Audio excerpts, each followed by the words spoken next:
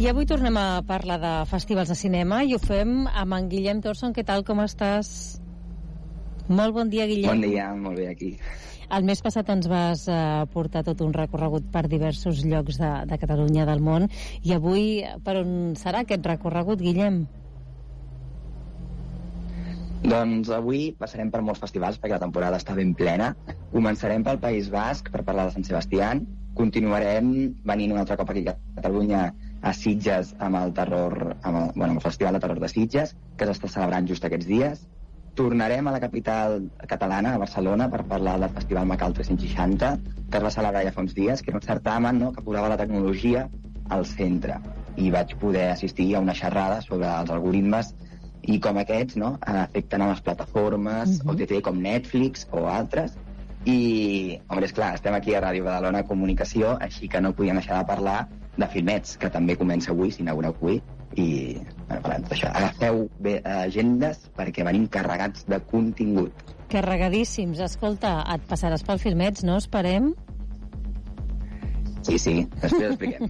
Vinga, molt bé. Doncs comencem. Els oients que ja ens van escoltar l'altre dia hauran notat també que hem començat amb una sintonia diferent aquesta vegada, que segurament ja coneixen perquè és la pel·lícula Sirat, que també en vam parlar. Sí, com bé dius, ja en vam parlar l'altre dia. El tema és que Sirat, no?, ja s'ha comunicat que és la pel·lícula espanyola preseleccionada pels Oscars. Veurem si aconsegueix algun tipus de guardó o alguna cosa, a veure com continua aquesta carrera, perquè encara li queden diversos passos abans d'arribar als Oscars, podríem dir. A veure si està de sort. I Sorda, que també ho vam comentar, era una de les preseleccionades. Ha aconseguit finalment alguna fita? Doncs mira, Sorda ha d'abandonar la cursa pels Oscars, malauradament, però té una alegria, i és que és una de les 5 seleccionades als Premis Lux, guardó impulsat pel Parlament Europeu i l'Acadèmia de Cinema Europeu. Comparteix secció, no?, amb pel·lícules de bastant nivell com Un simple accidente, Valor sentimental, Love Me, Tinder i Christie. I ara li queda un llarg recorregut. Però hem de dir que a Espanya aquest guardó, no?, el Premi Lux aquest, ja el va guanyar amb la pel·lícula 20.000 especies d'abejas fa un temps. Eso es serio, ¿eh? Lo de la vocación. No entiendo ese empeño tuyo en encerrarte allí con 4 viejas. ¿Tú lo has animado a que vaya a la universidad? ¿Le has explicado por qué te parece una locura que se encierre en un convento? Son monjas de clausura, ¿eh? I ara, de la mà del tràiler de Los Domingos, ens traslladem fins al Festival de Sant Sebastià, a Donòstia. Exacte, un dels més importants d'Espanya, que va clausurar el passat 27 de setembre i va donar, com bé dius, com a guanyadora Los Domingos. El tràiler que heu escoltat era d'aquesta pel·lícula. La directora és Aldawa Ruiz de Auza. Segurament us sonarà pel seu debut en pel·lícules com Cinco Lobitos, que va ser tot un èxit el 2022, guanyant diversos premis com la Gonzaga d'Or al Festival de Màlaga i 3 Goya, un d'ells a millor direcció novell. També, no, la mateixa directora ha dirigit i escrit la minissèrie Querer, que és de fa poc temps, del 2024, que va rebre molt bones crítiques i premis. Un cop presentada ara la directora, Lauda Ruiz de Azúa, de què va Los Domingos, no? Perquè és que encara no l'hagin pogut veure i no sé si de fet haurem d'esperar massa per poder-la veure en pantalla. Doncs mira, per sort haurem d'esperar poc per veure-la, perquè la producció original de Movistar Plus arriba als cinemes el pròxim 24 d'octubre. Això és divendres de la setmana que ve, vull dir, d'aquí no res. Jo encara no l'he pogut veure, però per explicar una mica la història, no? Tracta de l'Ainara, una noia de 17 anys, brillant i idealista, que ha d'escollir un camí a seguir a la universitat. Per sorpresa de la seva família, confessa que se sent una crida espiritual i vol fer-se monja de clausura.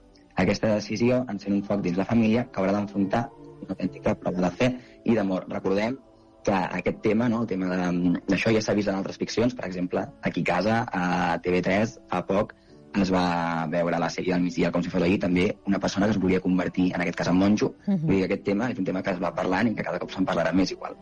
Anem per la següent pel·lícula. Però si us sembla anem amb el següent. Exacte. Vicente eta zuri, egun normal batean ze gustatzen zaizu egitea? Zekit, zer berezik ez.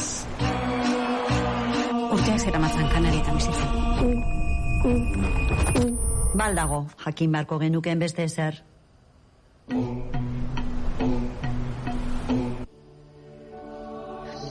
Guillem, aquesta pel·lícula també ha estat premiada, eh? Sí, ha estat premiada, es diu Maspalomas, i es va endur la Conxa de Plata a la millor interpretació protagonista per José Ramón, que, per cert, ja fa un temps que el certamen no distingeix entre interpretació masculina i femenina, cosa que seria positiu que igual s'estengués a altres festivals del nostre país, per exemple, els Gaudí, encara distingeixen, no és el mateix pels dos. Però, Maspalomas, és difícil de comentar, sense fer spoilers, però puc dir que és una de les pel·lícules de l'any. M'ha semblat molt interessant, sobretot com tracta el tema de la gent gran i el col·lectiu gai amb aquesta sensibilitat. Si us sembla, explico una mica de què va la pel·lícula. La pel·lícula tracta, després de trencar amb la seva parella, amb Vicente, un home de 66 anys, gaudeix de la vida amb les palomes, fins que un accident l'obliga a tornar a Sant Sebastià i retrobar-se amb la seva filla. En una residència es veu forçat a amagar qui és i enfrontar-se al seu passat per reconciliar-se amb els altres i amb ell mateix. Maspalomas ja la teniu als cinemes i d'aquí poc la podrem veure a Movistar Plus i Filmin. Molt bé. I si us sembla, acabem de repassar una mica més aquest palmarès, el palmarès del Festival de Sant Sebastián, perquè el Premi Especial del Jurat ha estat per Històries del Buen Valle, de José Luis Garín, la millor direcció i guió per Six Days in Sprinting i el Premi a millor fotografia per Pau Estabé per Los Tibes, una altra producció original de Movistar Plus. El palmarès complet segur que el podreu trobar per internet perquè és molt gran. Anem ara a fer un canvi de gènere, si et sembla, Guillem, perquè ens movem cap al terror i ho fem per parlar de Sitges, on per ser s'ha estrenat Good Boy. Escoltem el tràiler.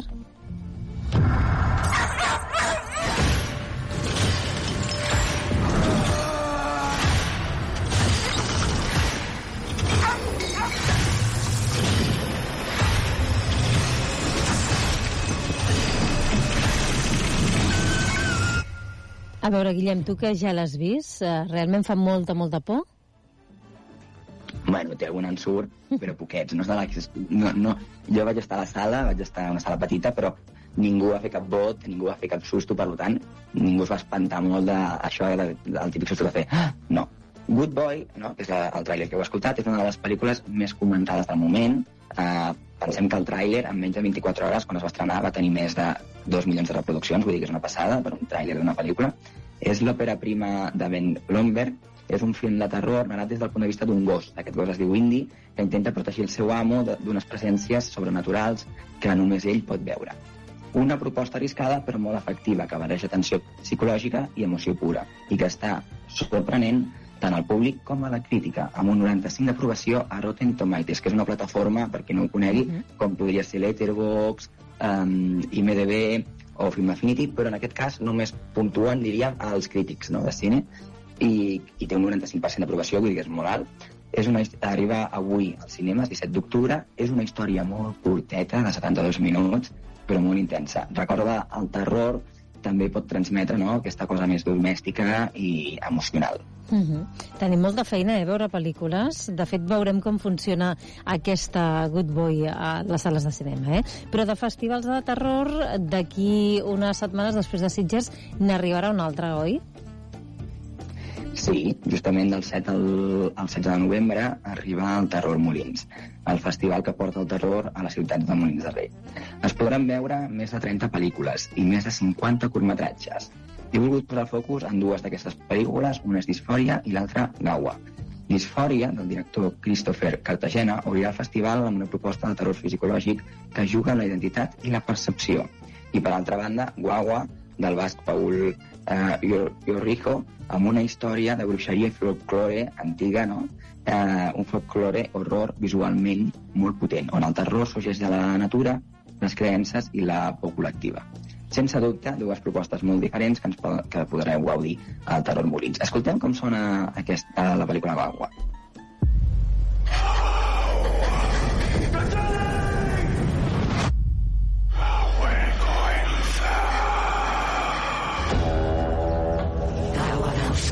Zuan demonio magurrak Zorgin zitalak historia lunak Gaua garra batuz gero Oasi iesi eta etxerago bidetik ez bere izi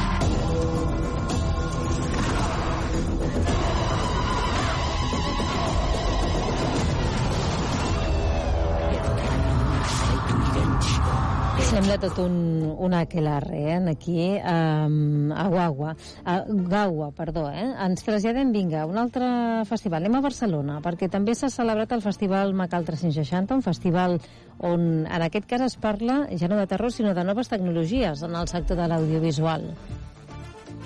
Sí, com bé dius, dins del Macal... Bueno, sí, es parla d'això, és el Macal 360 graus, que es va fer, bueno, el 2025 en aquest cas, i en aquesta edició va haver-hi diverses xerrades, i una d'aquestes, no?, va ser una xerrada que va fer l'Helena Neira, on va parlar sobre els algoritmes i una mica de com funcionen, no?, els algoritmes, sobretot posant l'exemple de Netflix.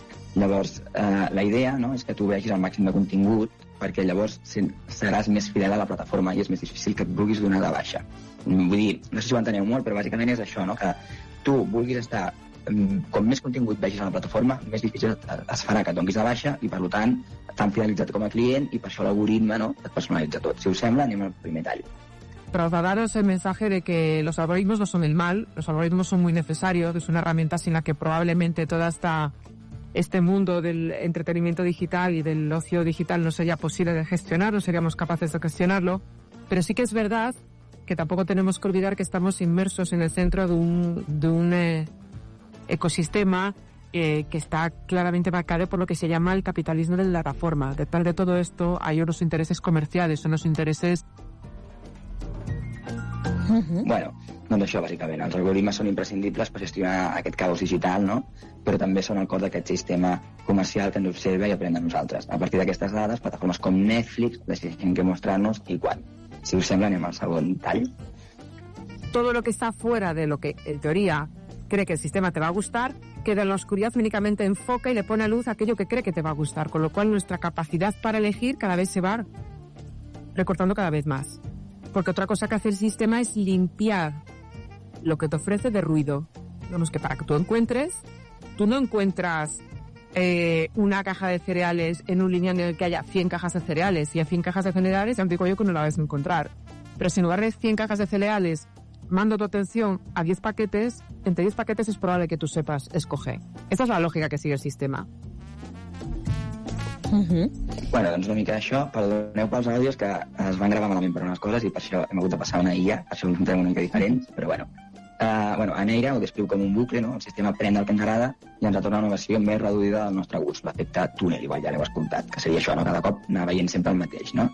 A poc a poc el que ens passa llavors és que deixem de buscar i ens deixem portar i acabem veient el mateix sempre. Allò que ens proposa l'algoritme, Que confiar las decisiones a algoritmos es una cosa cómoda, indudablemente, que funciona muchas veces, indudablemente. Los algoritmos de Netflix pueden que tengan motivos ocultos, pero funcionan. Aunque nosotros pensemos que no funcionan, están pensados para funcionar.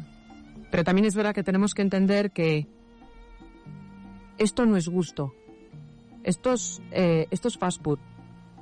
Y hay un montón de implicaciones en el hecho de que se haya provocado esta aceleración de la elección, de que las elecciones sean cada vez menos sosegadas. Cada vez tenemos peor memoria, cada vez recordamos peor lo que vemos, cada vez tenemos menos capacidad crítica. Y cada vez tenemos un menor sentido de el ser capaz de ver algo bueno incluso en un contenido que no nos gusta. Digamos que todo tiene que ser perfecto, todo tiene que estar armonizado. Mi consejo siempre, aunque no podemos huir de los algoritmos, no podemos huir de estas recomendaciones algorítmicas, sí que hagamos lo posible para entender que vivimos en cárceles de cristal. Y como mínimo intentar de vez en cuando pasar un poco de las plataformas i buscar-nos un poc la vida com nos la buscàvem antes. Molt interessant aquesta reflexió que feia l'Helena Neira. Sí. I vaja, molt a tenir en compte. Exacte, completament a tenir en compte, i jo us recomano també, no? Jo molt poques vegades vaig a una plataforma i dic, vull veure aquesta pel·lícula perquè està en aquesta plataforma. A vegades sí, però la majoria de cops és això, crítiques, gent que m'ha parlat, festivals que l'han programat, no? Llavors és una mica, tornem a fer això i no ens quedem només amb el que ens ensenya la plataforma, arribem a casa, ensenyem i ja està. Igual, sempre ens ensenyarà el mateix, no? Aquest esperit crític, també en el cinema. Vinga, doncs, Guillem, si et sembla, com que ja hem d'anar acabant, venim cap a casa perquè avui comença aquesta nova edició del Festival FitMEX i ho farà amb la sessió inaugural que està prevista a les 8 del vespre, Exacte, ens traslladem a Badalona, on aquests dies se celebrarà la 51a edició del Festival FitMEX, un dels més antics de curtmetratges d'Espanya, podríem dir, I avui al vespre, com has dit, es fa la inauguració i tindreu fins al 26 d'octubre per gaudir d'un dels festivals més importants de curtmetratges, com he dit, de Catalunya. A més, aquest any es programen més de 250 títols i us recomano que entreu a la web, mireu i descobriu totes les seccions, perquè hi ha moltes, realment, temàtiques, i jo us recomano algunes d'aquestes de les temàtiques. Podria recomanar, per exemple, la dels BAFTA, que són curtmetratges de l'Acadèmia Britànica. També hi ha una altra secció que també recomano, que és la LGTBIQ+, o, per exemple, la de Filmets en famílies, entre moltes d'altres. Vull dir que entreu, descobriu. Jo, per cert, que abans em preguntaves, aniré a la dels BAFTA. I, per cert, la gala de clausura es fa el pròxim 25 d'octubre i s'emetrà en directe per Televisió de Badalona. I també per totes les televisions locals adherides a la xarxa, i per la plataforma La Xarxa Més. Seguim de prop aquesta edició de Filmets, però avui, a més, ens portes algun altre contingut, eh? Sí, perquè l'actualitat no para. Les veles sin parar, el vent es portarà, com un cavall desdoblat per les ones. Les veles sin parar. Menció avui també per aquest Maricel. Exacte, Maricel, que després que de Moll de Gom s'acomiadés del muntatge mític aquest passat estiu, doncs arribarà en format pel·lícula el pròxim 29 de gener. Es tracta de que és bàsicament un registrament de l'obra, però amb algunes escenes extras. I continuem, si us sembla, perquè anem a un altre festival, en aquest cas un festival que es fa a Barcelona, anem a l'Inèdit, dedicat als documentals sobre música, que se celebra del 23 d'octubre al 2 de novembre. Entre els títols més esperats hi podem trobar el documental sobre Jeps Modeu, que tindrà la seva preestrena europea, i Mètode Víctor Nubla, d'interpretació sobre una figura icònica de la Barcelona més experimental i surrealista. Podeu trobar tota la llista, una llista de recomanació, no?, dels festivals de l'Inèdit a ariavisual.cat. Molt bé. I un altre festival, el Serializados, també s'organitza aquest mes d'octubre, del 14 al 18 a Barcelona. Perdó, crec que la data està equivocada, crec que és més endavant, però bueno, podeu entrar a la web i el busqueu. Es fa a Barcelona, sí, com bé dius, i és la seva 11a edició. És un punt de trobada per les sèries, perquè de festivals de sèries n'hi ha pocs. I jo he de dir que ja he pogut veure amb una preestrena que van organitzar al mateix festival dies abans. Van organitzar la preestrena de Pubertat, la nova sèrie de Leticia Dolera. Segurament ja la coneixereu per altres sèries com Vides Passades, de Movistar Plus. I hem de dir que la Pubertat ja té els primers capítols a HBO. És la sèrie, no?, explica una mica com una acusació d'agressió sexual sacseja una colla castellera i de com pares i fills afronten aquesta situació molt interessant. Sí.